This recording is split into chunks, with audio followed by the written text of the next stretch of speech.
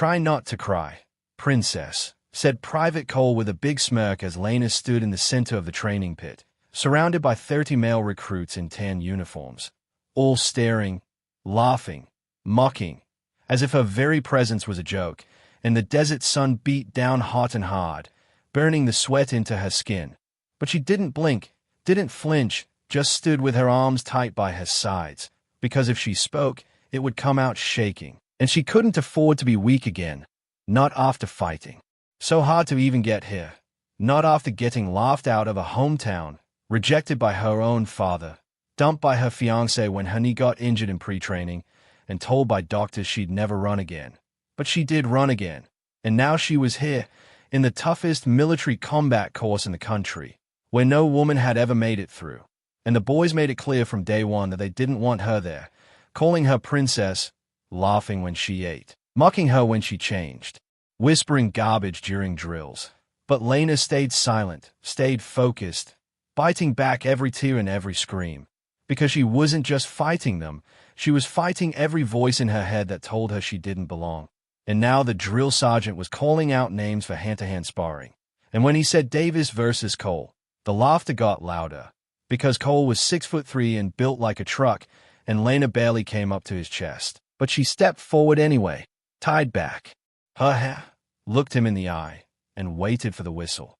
And the second it blew, Cole lunged fast, cocky, swinging wide like he thought he'd knock her down with one hit. But Lena had studied him for weeks, knew his moves, and she ducked low, stepped sideways, grabbed his wrist, twisted hard, and used his momentum to throw him off balance, then drove her elbow into his ribs, spun him to the ground, and locked his arm under her knee, her face inches from his breath ragged, his eyes wide. And she whispered, "Try not to cry, coward." And he tapped out in front of everyone, his pride crushed, and the circle went silent, the laughter dead, the smirks gone, and the sergeant just muttered, "Next."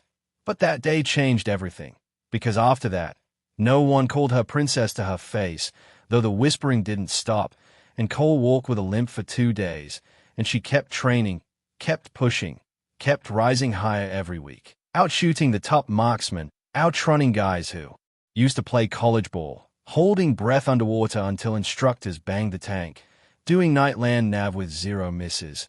And still the boys glared. Still they whispered that she was just lucky, or getting special treatment, or didn't belong. And some tried to trip her on obstacle courses, or hide her gear, or mess with her food.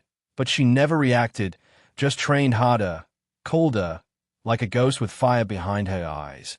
And soon, others began to notice, like Myers, who used to laugh with Cole but now gave her a nod when they passed, and Simmons, who once rolled his eyes but now asked her tips on grip technique.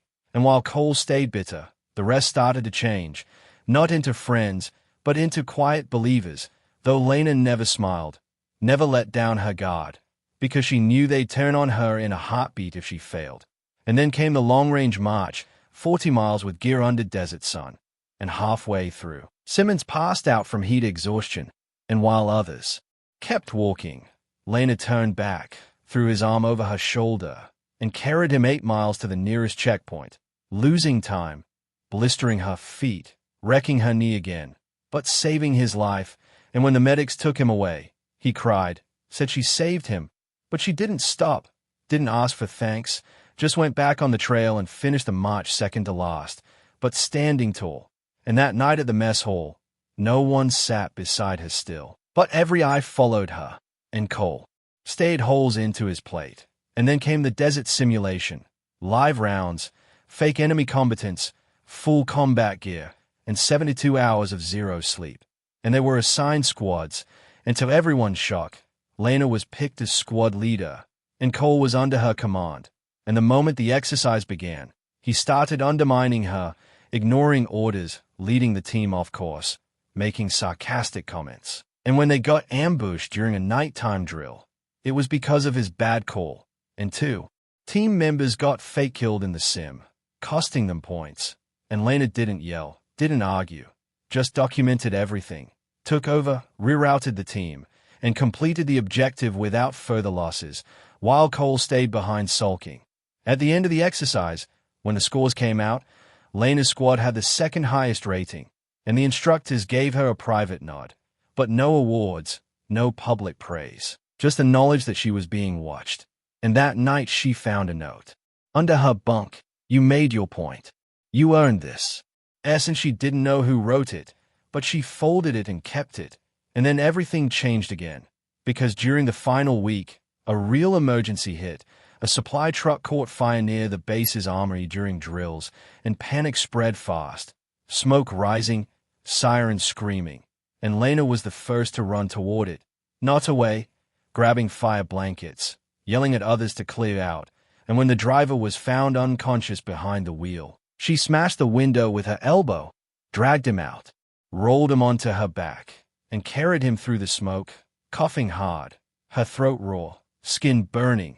But she didn't stop, and when the flames finally got put out and the medics arrived, the base commander came in a black SUV, walked straight to her, and said, "Do you know who that man was?" And she said, "No, sir."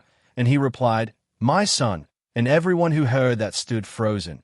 And Lena just said, "I did what anyone would do." But the commander shook his head and said, "No, you didn't." Because no one else ran into the fire. And the next morning, a quiet man in civilian clothes handed her a sealed envelope, and inside was a black patch with a cobra and dagger, and the words Viper 9, and below it, classified instructions. And she was told she'd been selected for a covert wrecking unit with a 2% acceptance rate. And when she left the camp, there was no ceremony, no goodbye, just a folded uniform and empty bed. And Cole stared at it for hours, saying nothing. And years passed. And rumors spread about a female operator who saved Marines trapped under fire, who pulled pilots from downed helicopters, who took out enemy snipers from distances no one thought possible, who never left a trace, and her call sign echoed through channels like a ghost, Viper 9. And some said she didn't even exist, just a myth, until one day at a Pentagon medal ceremony, an old general walked to the podium with shaking hands and said, "Today we honor a soldier who was told she didn't belong, who was called weak, who was mocked, and who saved more lives than anyone in this room." And he held up a medal and said, "She never asked for this, but we owe her everything." And a woman in a black uniform with no name tag stepped up, her face calm, her eyes still. And when the general pinned the medal on her chest, the whole room stood and saluted. And in the back, an older man in a suit wiped his eyes. Cole, now a civilian, humbled and quiet. And as the woman turned to leave, a young recruit whispered, "Who was that?" And someone replied, "You don't know? That's Viper 9. They used to call her Princess."